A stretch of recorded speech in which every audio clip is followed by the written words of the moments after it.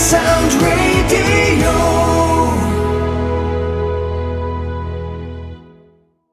You said this was the last opportunity. If you don't win today, you won't get another opportunity. Was that the message to the players as well? Hey, it was not the message. I think we all knew our situation. We have had our chances to make it better, to get the results. We have not done it, and as in football, as in life, you maybe get your last chance and you need to deliver. And how the boys did it today, I think we all saw the little nervousness there. There was, some dodgy moment, easy things what to do. That's totally understandable, because as I've been talking, our players, they are human beings, and I love them when they show this nervousness as well. But I loved even more that despite of this nervousness and, this high pressure on them, they try to do the right things. They try to do the good things, and then in the end, it all came good. Character was questioned last week. Did they answer that this afternoon? Yeah. Losing a goal just before half-time, but coming back out and winning it. Yeah, of course. Story of our season. We started the game very well, created again some great chances there. Then we took our chance. Through the good set piece movement, and then again, yes, 1-1, and it has happened before that our heads go down, but of course, I don't lie, it affected us, of course, especially in the manner how the call came. It was like through our own some things, but all the players who were involved, they accepted halftime. Okay, that's it. We did this. Now we need to go again, and it was not. I think Ross County, they knew it that, when Saints Johnstone come, from the second half, they're a little bit soft, and they come, this first 3 minutes, they come very, very hard on us. But then we got to the game, and again, we had our strikers, good chances there. And then I think that was very well played. Our second goal, using the characteristics and strength of our players. If we can play, these balls on the feet of Uchi, inside the penalty box, play these balls inside the penalty box on the feet of Adama, other players can, combine there, and that's how we got the goal. And but yeah, we needed that. It was our last chance to keep this fight going. We did it, and now we recover and are ready for Wednesday. You've spent the last month telling everybody it's not over. Do you think people will believe you now? That's football. It can, one moment, it can change. We have been talking that all the time, so that's why we are not get carried too high now. We know still the challenge ahead of us, but we did what we needed to do today to get these 3 points. And only currency what you have in football, it's basically for the big audience, it's the results, and we have not getting the results. And then when I'm telling okay, we're doing the right things, we're doing this and things, our process, it's going the right way, people look, no results, no one is believing. It's the same this, but as I've been talking, inside the club, inside the team, inside the football department, clear head, doing the right things. And then sometimes if we are not doing this football, it's all about the football action, football performance. If we are not doing them right, like today, if you were conceding the end in the goal, this, last mess there, what we could have done differently. Okay, taking our chances, earlier in the match, kill the game, but that's how it is. So we are not get carried, too high, but we did today. Now we have these next 3 days to prepare, to go there, feel this nervousness, feel this excitement, to go beautiful stadium, Tynecastle, and, try to perform. You've given yourself a chance. It's now vital you take it in these next 2 games, or days like today will have been for nothing.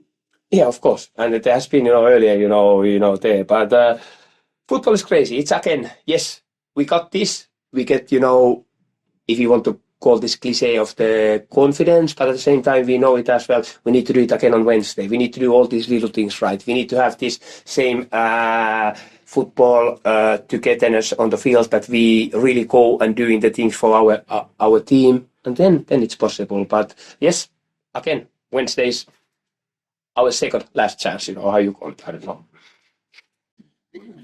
Well, you're making up for lost time with the goals, Elliot. Yeah. my dad's been going on at me since the start of my career to take more chances and get forward and get around the box more and just take the shots. So as soon as I scored and I'd celebrate, I looked over to him and he was probably the person celebrating the most in the crowd. So he'll be happy with that one, yeah, definitely. So has he been up a lot to watch your games? Yeah, my mum and dad probably the best parents you could ask for, really. They, throughout my career, even in the younger ages, every game they'd come and attend it, and they've done it for 20 odd years with my older brother. So anytime I'm playing, there'll be a peer supporting, no matter where it is in the country. So I can't thank them enough for the support they show me. I mean, obviously you had that spell when you were out the team, but the manager was saying that the two of you were speaking a lot in terms of probably, and you instigating them, but he said you'd taken everything that he said to you in the right way, and now you're back in the team. I guess that's you're getting the payback for that now. Yeah, of course. There's no hiding. It was a tough time in my life, really. It's the first time I'd really experienced being out of the team for a long period of time.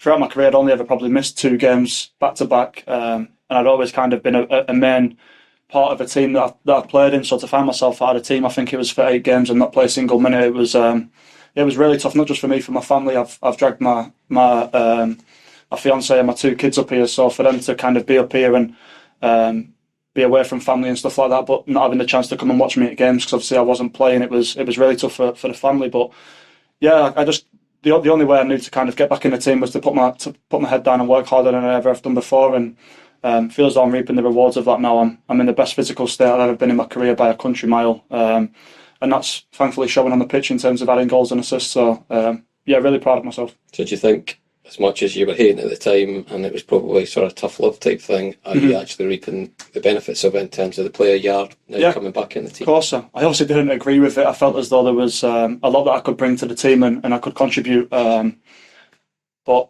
I respected the manager's decision. He's a manager at the end of the day, and like you said, I probably instigated most of the conversations and sometimes walked out of his office not agreeing with why I wasn't playing. But like I said, it's football, and thankfully he just put me on and gave me the chance in the Motherwell game, and hopefully I'm repaying him now and can continue to repay him going forward. What was it that you personally did, Elliot, behind the scenes to get yourself ready to? Well, it actually started probably a week or 2 before I left Burton. I had my body fats done at the club for the first time in the season, and on the back of that I spoke to a top nutritionist who works with Tom Aspinall, the UFC fighter, Jack Catterall, the boxer who famously got robbed up here off Josh Taylor. But I spoke to him and I had a Zoom call with him, and not just me, my fiance has been working with him very closely. So that was probably the step on the ladder in terms of 2 weeks before I probably even joined here. So throughout then it's just been battering my nutrition, making sure I'm getting the right fuel in. My body fat's dropped massively. I'm probably weighing about a stone lighter than when I first arrived, and I've been in the gym every day.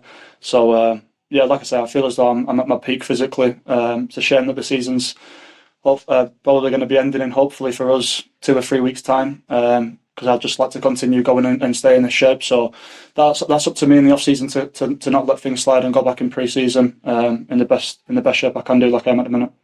You mentioned your dad. Is it his side of the family? It's the Scottish connection? Yeah, it is. Yeah, his dad. Yeah, from Glasgow. So does this mean quite a lot to that side of the family as well, that you're doing well? Yeah. Finally playing in Scotland, I guess. Of course, yeah. Like I spoke about probably after the St Mirren game, my first game, that I'd wanted to come up here for a while and kind of test myself up here and show everybody up here what I was about. I'd obviously done that for Scotland throughout the age groups, but never had the chance to actually come up here. So I was thankful for the club to bring me up here. And now I feel as though I'm really showcasing myself probably at a level that I've not been at before in terms of physically. So hopefully people watching can see that, and like I say, it's been tough, but proud of myself. What are you the boys thinking about in terms of the big picture now and getting yourselves out of this? It's 3 points now, 2 games to go. It was massive today. There's no hiding that. It was do or die. So we've got over the line today, but we can't get carried away now. It's a quick turnaround to Wednesday. Tynecastle's no easy place to go, especially at the minute when they probably don't know who the manager's going to be for next season. So all the players are kind of playing for something in terms of showing the new manager, whoever it is who comes in, that they should be at Hearts for next season. So it's going to be a tough game, but I said last week that if we can get 3 points today and go into Wednesday with confidence and the belief that we can pick up the results, then it'll do the world of good. So that's the first step now. Now we've got to go again on Wednesday. We can't get ahead of ourselves. And I guess, if nothing else, there was a bit of criticism came the team's way last week in terms of it didn't seem to be, there wasn't many chances in that last half hour. You left it all out there today, didn't you? No doubt about it. Yeah, of course. And I said in an interview I just done 5 minutes ago that our character was questioned, and rightly so. When you're at the bottom of the league and fans are seeing the team go down, it's not a nice feeling. I've been there as a Preston fan myself, so I know the feeling, but never once from inside the changing room have I seen lads heads drop or lads throw the towel in or anything like that. We've continued to fight and tried to get the club out of this situation. It's not easy, like I said in the interview again before, that when you're bottom of the league and things aren't going for you, sometimes it's just hard to get things to bounce your way. And you've seen that with the game on against Killy, and I thought we were going to see it again today with the second goal that gets disallowed for them, but thankfully we had a bit of luck on our side this time, and that got chalked out. So we need to use this momentum now on Wednesday, like I said. Has accuracy in set pieces always been part of your game? Yeah, it's something that I worked on a lot, especially my first year at Bradford. I worked on a lot with the coaches at the time in terms of my longer range of passing and set pieces. So it's something that I've always kind of prided myself on. And again, that was something that I felt as though I could have brought to the team when I wasn't in the team. So, but it takes two. So there's my ball that goes into the box, but then you've got a lot of people who are willing to attack it. There's been teams I've played in throughout my career where I feel as though I'm putting good deliveries in, but we don't score the goals. So it takes people who are brave and willing to go put their head in areas that sometimes hurt. And thankfully, Daniels has done that, not for the first time this season. Care Sound Radio.